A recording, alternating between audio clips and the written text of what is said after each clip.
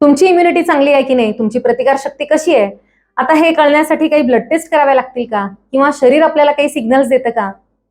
तर चांगली इम्युनिटी म्हणजे काय?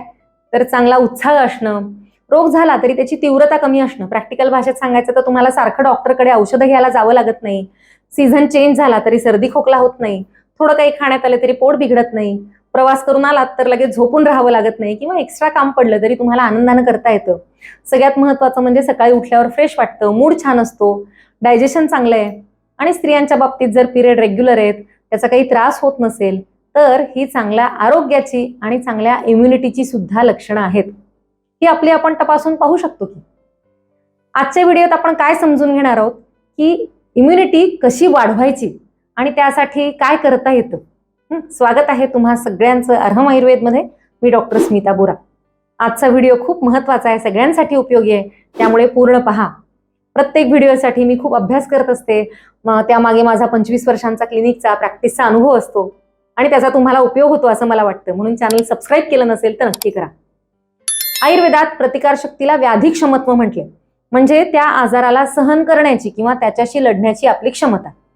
इथे आयुर्वेदानं दोन भाग सांगितलेत. पहिला म्हणजे व्याधी बलविरोध, म्हणजे एखादा आजार झाला तरी शरीरानं त्याच्याशी लढावं किंवा त्याची तीव्रता कमी असावी आणि आपण लवकर बरे व्हावं, याला म्हटले व्याधी बलविरोध. दुसरा म्हणजे व्याधी उत्पाद प्रतिबंध, म्हणजे काय तर आजार होऊच नये अशी शरीराची ताकद. यालाच आपण इम्युन सिस्टीम म्हणतो. म्हणजे शरीरात आपल्याला सतत बॅक्टेरिया, व्हायरस, पॅथोजेन्स किंवा ॲलर्जेन्स यांचा सामना करावा लागतो, तर त्यांच्याशी लढण्याची आणि त्यापासून शरीराचं रक्षण करण्याची नैसर्गिक क्षमता. आता एक गोष्ट खूप महत्वाची बरं का, ती लक्षात घ्या की इम्युनिटी ही स्थिर गोष्ट नाही. म्हणजे आयुष्यभर एकदा चांगली असली की चांगलीच राहणार आणि एकदा कमी आहे म्हणजे कायम कमीच राहणार असं नाही. ती वयानुसार बदलते, तुमच्या जीवनशैलीनुसार बदलते, तुमचं पचन कसं आहे, तुमची मनस्थिती कशी आहे यानुसार बदलू शकते. आयुर्वेदात याचे 3 प्रकार सांगितलेत: सहज, कालज आणि युक्तिकृत. सहज म्हणजे काय तर जन्मतः मिळालेली प्रतिकारशक्ती, म्हणजे काही लोकांचा देहबांधा, जेनेटिक्स, आई वडिलांची प्रकृती किंवा गर्भावस्थेत आईनं घेतलेली काळजी, आहार विहार या सगळ्यांमुळे एखाद्याची नैसर्गिक प्रतिकारशक्ती खूप चांगली असते. दुसरं आहे कालज इम्युनिटी प्रतिकारशक्ती, म्हणजे काळानुसार, वयानुसार, ऋतूनुसार मिळणारी ताकद.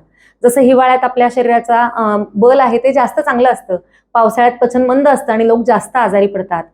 किंवा वयानुसार लहान मुलं 5 वर्षापर्यंत वारंवार आजारी पडतात, कारण त्यांना बाहेरच्या वातावरणाचं एक्सपोजर सुरू होतं. आणि वृद्धावस्थेत परत इम्युनिटी कमी व्हायला लागते. हे आहे वय.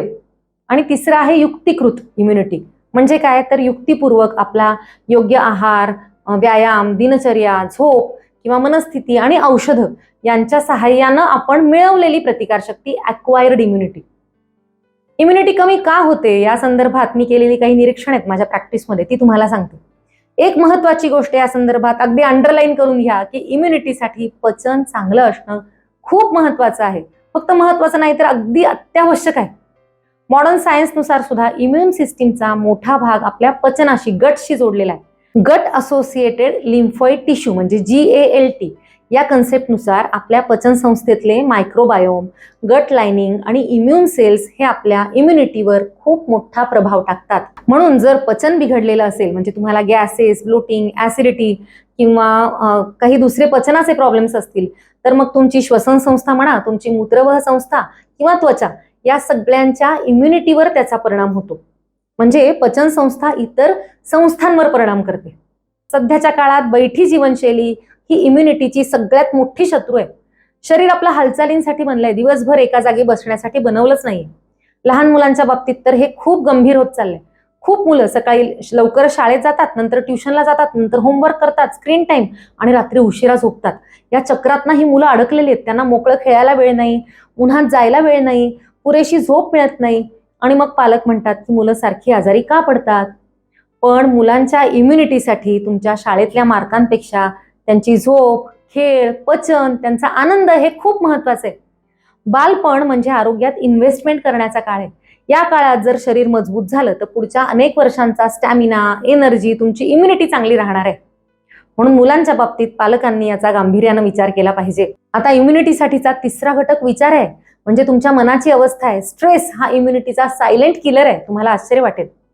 सध्याच्या जगात आपल्याला काही वाघाचा धोका नाही, पण ट्रॅफिक आहे, कामाचं प्रेशर आहे, आर्थिक चिंता आहे किंवा काही तुलना आहे, या सगळ्यांमुळे शरीर सतत फाईट ऑर फ्लाईट या मोडमध्ये जातं. शरीराला फरक कळत नाही की धोका खरा आहे की नुसताच काल्पनिक आहे. स्ट्रेस वाढतो की डायजेशन बिघडतं, झोप बिघडते, हार्मोन डिस्टर्ब होऊन जातात आणि मग इम्युनिटी कमी होते. म्हणूनच आयुर्वेदामध्ये प्रसन्न मन हा आरोग्याचा महत्वाचा भाग आहे. स्वस्थ म्हणजे फक्त आजार नसणं नाही, तर स्व प्लस स्थ म्हणजे स्वतःमध्ये स्थिर असणं, मन शांत असणं, शरीर हलकं असणं, झोप गाढ येणं आणि खूप एनर्जेटिक वाटणं ही खरं इम्युनिटी आहे. इम्युनिटीसाठी आयुर्वेदात रसायन औषधांचा खूप मोठा विचार आहे बरं का. गुडची आहे, आवळा आहे, च्यवनप्राश आहे, अश्वगंधा आहे, शतावरी, हरितकी, पिंपळी, सुंठ, त्रिफळा अशी खूप रसायन औषध आहेत. पण अर्थात ही औषधं तेव्हाच नीट काम करतात जेव्हा शरीराचं पचन चांगलं असतं, शरीर ही औषधं पचवायला सक्षम असतं. कारण आपण जर भिंत खराब असली आणि त्यावर पुन्हा रंग लावला तर त्याचा काही उपयोग नाही, आधी भिंत स्वच्छ करायला हवी ना. तसंच शरीरात जर आमदोष आहे, पचन चांगलं नाही आणि तुम्ही रसायन औषध घेतलं तर तुम्हाला अपेक्षित फायदा मिळू शकत नाही. आता महत्वाच्या 5 औषधे मी तुम्हाला सांगणार आहे ज्यामुळे इम्युनिटी सुधारायला किंवा निरोगी राहायला तुम्हाला सगळ्यांना खूप छान मदत मिळणार आहे. त्यातलं पहिलं औषध आहे अश्वगंधा. अश्वगंधाला बल्य म्हटलंय, म्हणजे शक्ती देणारा औषध आहे आणि रसायन सुद्धा आहे, म्हणजे शरीराला आतून रिबिल्ड करणारा औषध आहे. आता हे काम कसं होतं अश्वगंधामुळे, तर अश्वगंधा विशेष करून मांसधातू म्हणजे मसल्स आणि शुक्रधातूला पोषण देतं. संशोधनात सुद्धा हे सिद्ध झालंय की शरीरातले जे व्हाईट ब्लड सेल्स असतात WBC ते आजाराशी लढतात, तर अश्वगंधा घेतल्यानंतर या सेल्स जास्त ऍक्टिव्ह होतात. हे जर्नल ऑफ क्लिनिकल मेडिसिन मध्ये याचा पेपर पब्लिश झालेला आहे. अश्वगंधा उष्ण आहे, पचायला थोडी जड आहे. अश्वगंधा कशी घ्यायची, कोणी घ्यायची, किती घ्यायची या संदर्भात तुम्हाला अधिक माहिती हवी असेल तर कमेंट्समध्ये लिहा, म्हणजे यावर एक वेगळा स्पेशल व्हिडिओ आपण बनवू. दुसरं औषध आहे गुडूची. आयुर्वेदात ना हजारो औषध आहेत, पण फार थोड्या औषधांना अमृता असं नाव दिले, ते आहे या गुडूचीला. अमृत म्हणजे काय, तर मृत्यूपासून वाचवणारं. तर हे नाव उगाचच नाही दिलेलं. चरक संहितेनुसार विशेष करून रस रक्त या 2 धातूंमध्ये उष्णता कमी करण्यासाठी, जुनाट ताप आहे किंवा शरीराचं बळ खालावलेलं असेल, पित्तदोष रक्तदोष असेल तर त्यासाठी गुडूची खूप सुंदर औषध आहे. गुडूची त्रिदोष शामक आहे, वात पित्त कफ तिघांना बॅलन्स करणारी, आणि जेव्हा अर्थात दोष बॅलन्स असतात तेव्हाच शरीर घटकांचं पोषण चांगलं होतं आणि इम्युनिटी चांगली होते.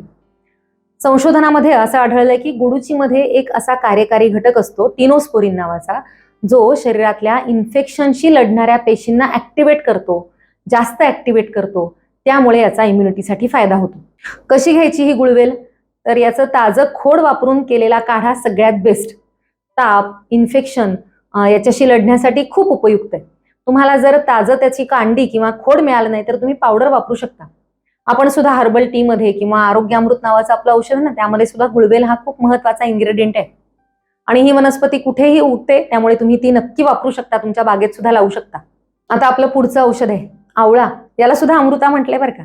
चरक संहितेत म्हटलंय रसायनानाम आमलकी श्रेष्ठा, सगळ्यात श्रेष्ठ रसायन आहे हे, आणि याला वयस्थापन असं म्हटलंय, म्हणजे शरीर लवकर म्हातारं होऊ देत नाही.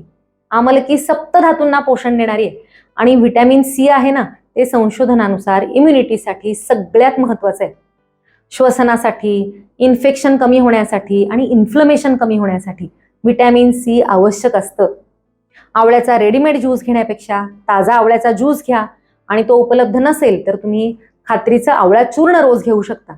जर चांगली भूक असेल तर च्यवनप्राश हे बेस्ट औषध आहे आवळ्यापासून बनवलेलं, ज्यामध्ये आवळा असतो आणि 40 पेक्षा जास्त रसायन औषधी असतात. अर्थात तुम्हा सगळ्यांना आपला च्यवनप्राश आवडतो, त्याच्या अगणित ऑर्डर्स तुम्ही रोज देता, त्यासाठी तुम्हा सगळ्यांना धन्यवाद, आणि त्याचे फीडबॅक अप्रतिम आहेत. असंच सुंठ आहे, मिरी आहे, पिंपळी आहे, ही औषधं सुद्धा खूप छान काम करतात, त्याला म्हणतात त्रिकटू, आणि याविषयी आपला वेगळा व्हिडिओ आहे. पचनाच्या काही समस्या असतील किंवा कफ असेल तर तो कमी होतो या औषधामुळे, आणि तो कसा होतो हे मी या व्हिडिओत नक्की सांगितलेले, तुम्ही सर्वांनी पहा. आता सध्या विस्मरणात गेलेलं एक शेवटचं खूप महत्वाचं औषध तुम्हाला सांगते, ते आहे किरात तिक्त. ऐकले का कधी? सन्निपात ज्वर श्वास कफ पित्तास्त्र दाहनुत कास शोथ तृषा कुष्ठ ज्वर व्रण कृमी प्रणुत. पूर्वी ताप सर्दी खोकला अशा गोष्टींसाठी घराघरात हमखास वापरलं जाणारं औषध म्हणजे काळेचिराईत. तुम्ही लहानपणी कधी काळेचिराईचा काढा घेतलाय का, कधी पाहिलाय का, तर तसं कमेंट्समध्ये नक्की लिहा. सध्या प्रत्येकाच्या घरात तुम्हाला पॅरासिटेमॉल, अँटासिड्स, पेन किलर्स सापडतील, पण अशी महत्वाची औषधं तुम्हाला माहित सुद्धा नसतील. अशा औषधांची माहिती हवी असेल तर काय करायचं? सोपं आहे. शास्त्रीय माहितीसाठी प्रसिद्ध असलेलं आपलं अर्हम आयुर्वेद चॅनल सबस्क्राईब करायचं बस. तर काय सांगितलंय काळे चिरायती औषधाविषयी? संनिपात म्हणजे कितीही जुनाट ताप असेल, कणकण असते अंगात, अंगदुखी असते किंवा दमा, खोकला, सर्दी, वारंवार होणारा अम्लपित्त यासाठी फायदेशीर आहे.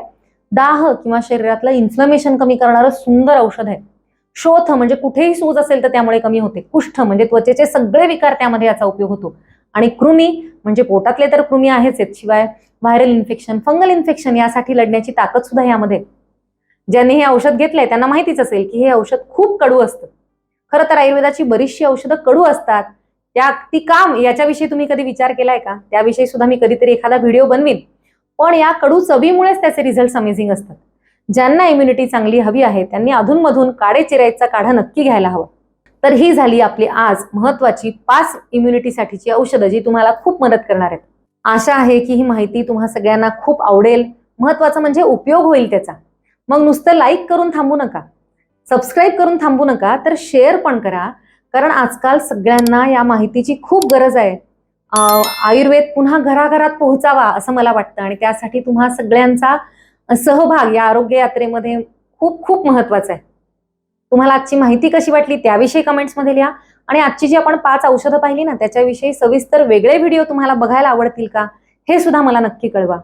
भेटूया पुढच्या व्हिडिओतून. शुभम भवतु. धन्यवाद.